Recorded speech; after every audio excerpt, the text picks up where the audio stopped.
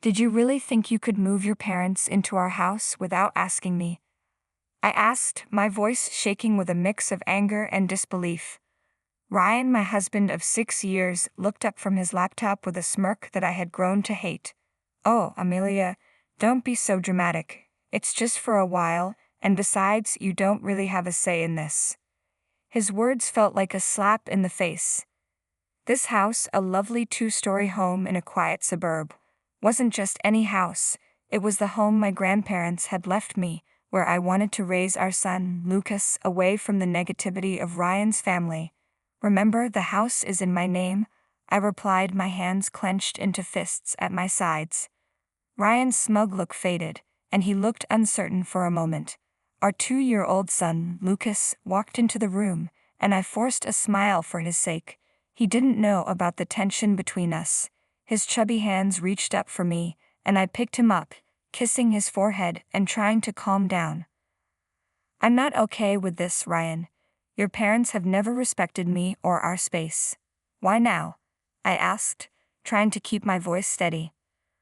Ryan shrugged, which made me even more frustrated. Their family, Amelia. You wouldn't understand. Family. The word echoed in my mind like a taunt. My own family, who ran a small but lovely coffee shop in town, had always been my safe haven. The doorbell rang, interrupting our argument. Through the peephole, I saw them, Ryan's parents, with suitcases in hand, ready to invade our life. My heart sank. Fine, Ryan. Let them in, but this isn't over, I said, handing Lucas to him before opening the door. Amelia, darling, Ryan's mother said, walking past me without even looking at me. His father followed, a stern man who had barely acknowledged me since our wedding day. As they settled in, making themselves comfortable in my living room, I felt the familiar sense of being invaded. This was just the beginning, I realized. But as I watched them, something inside me changed. I was done being the obedient daughter-in-law, always bending to their wishes. I went into the kitchen, my mind racing.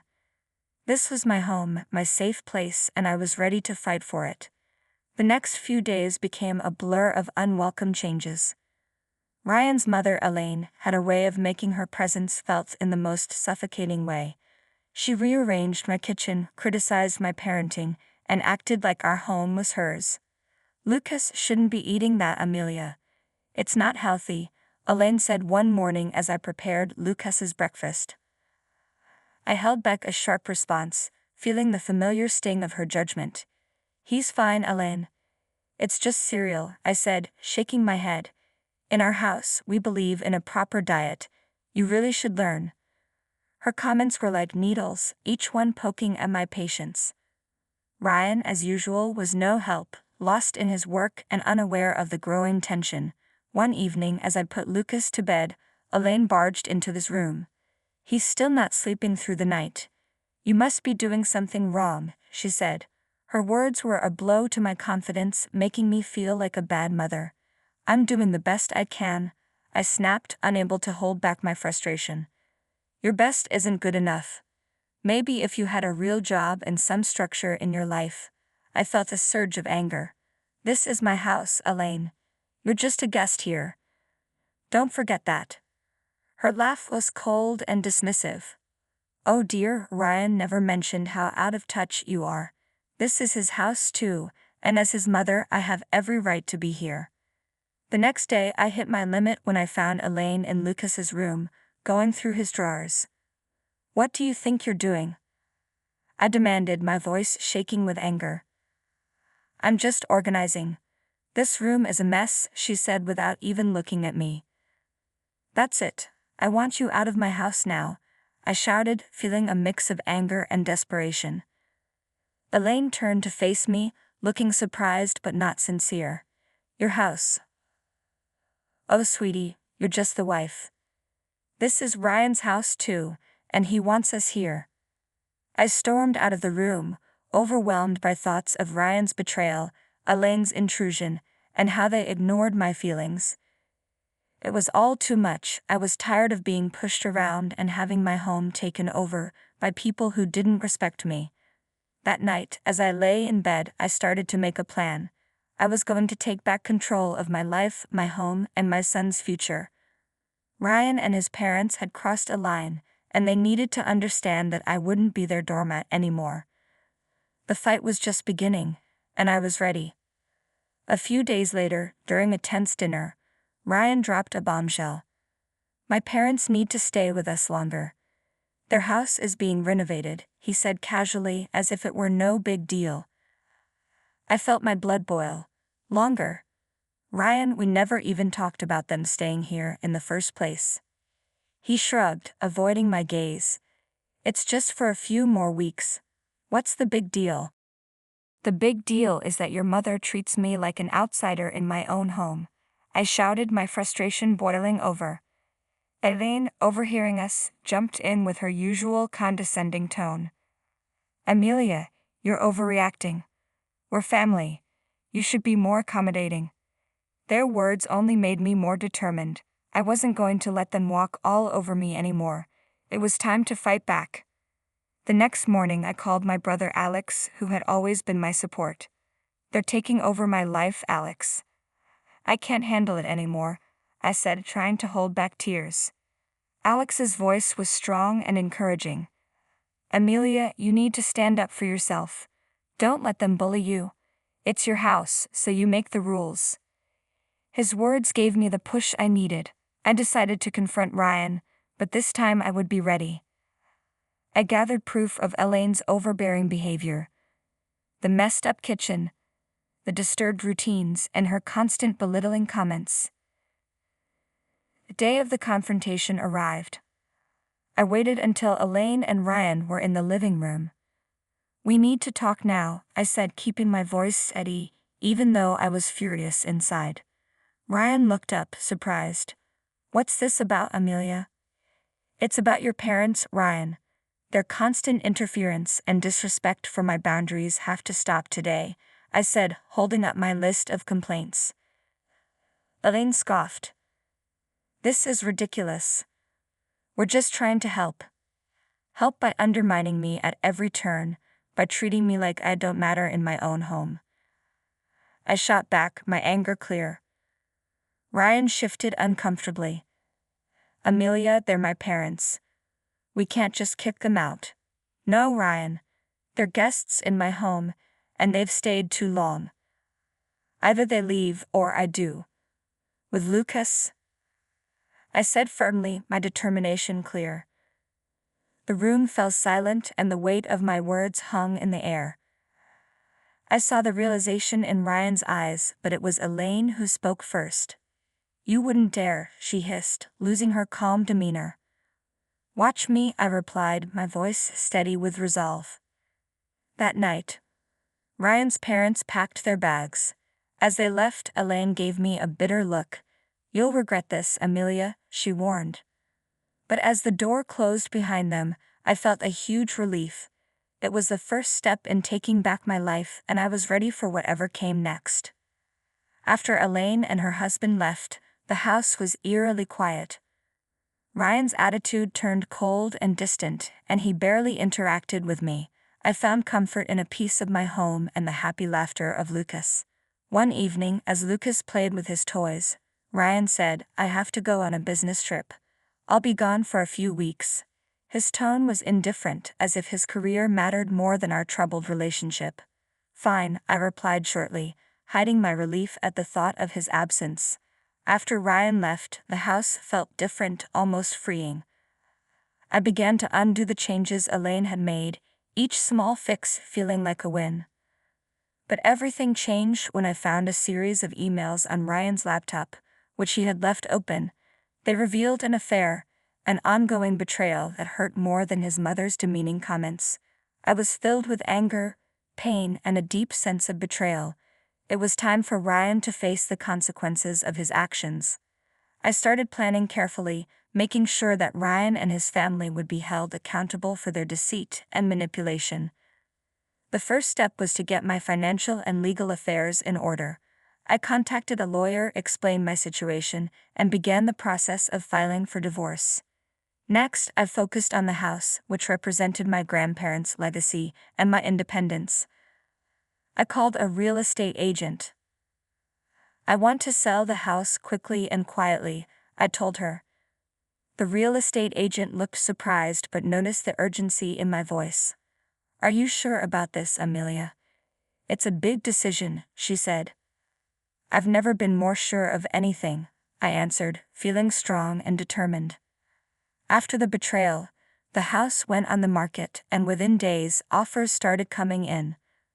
The thought of Ryan coming back to find he had lost control over everything gave me a grim satisfaction.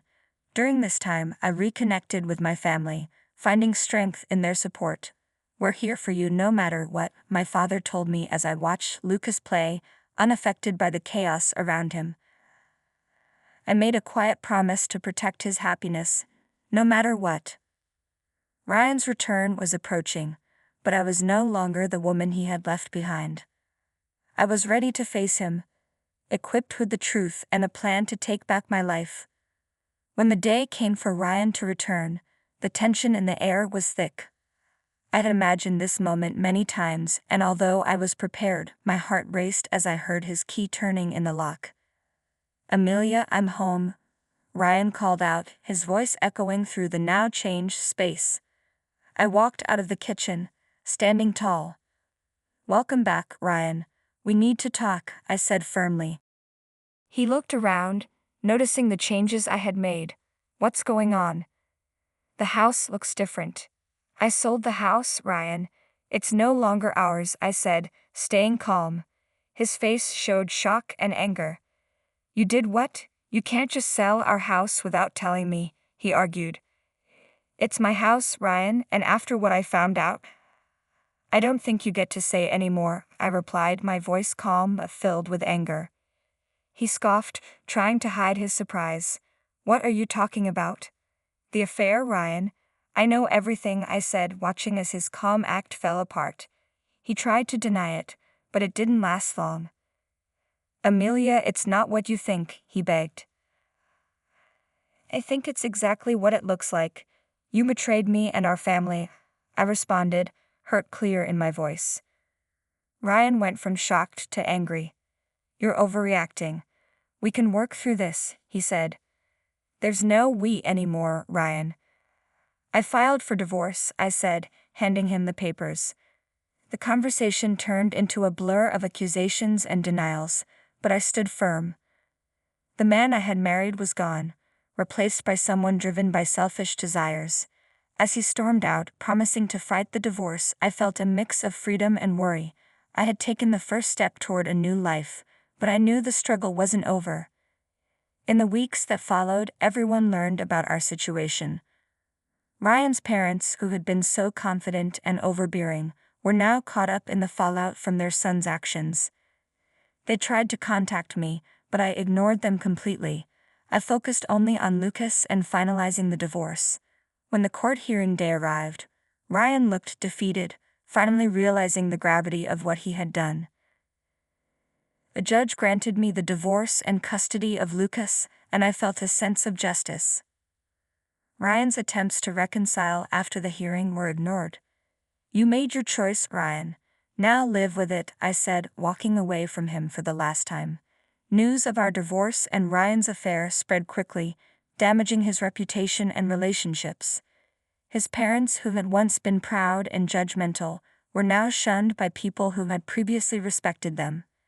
As I walked out of the courthouse holding Lucas's hand, I realized this was not just an end but a new beginning, a fresh start for both of us, free from deceit and manipulation.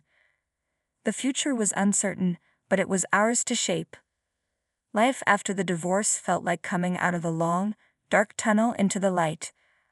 I had regained control, not just of the house, which was now sold, but of my life. Lucas, happily unaware of the adult issues, thrived on the love and stability I gave him. My days were busy but satisfying, focused on rebuilding our lives and managing the coffee shop, which had become my safe haven.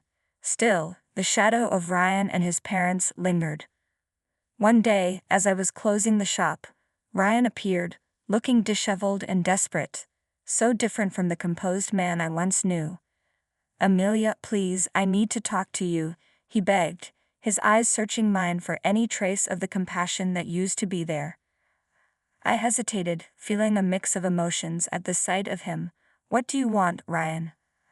I asked, trying to keep my frustration in check. "I can't afford the alimony and child support. I lost my job because of the scandal, and my parents, they're broke too," he admitted, his words hitting hard. "That's not my problem, Ryan. You made your choices and now you have to deal with the consequences," I said firmly, closing the door on our shared past for good. As I walked away, leaving Ryan behind, I felt a sense of closure. The journey had been painful, full of betrayal and heartache, but it had led me to a place of strength and independence. Life moved on. Lucas's laughter and curiosity brought joy to our home. The coffee shop thrived, becoming a warm, welcoming place for the community. I found happiness in simple pleasures: the smell of fresh coffee, Lucas's giggles, and the support of friends and family.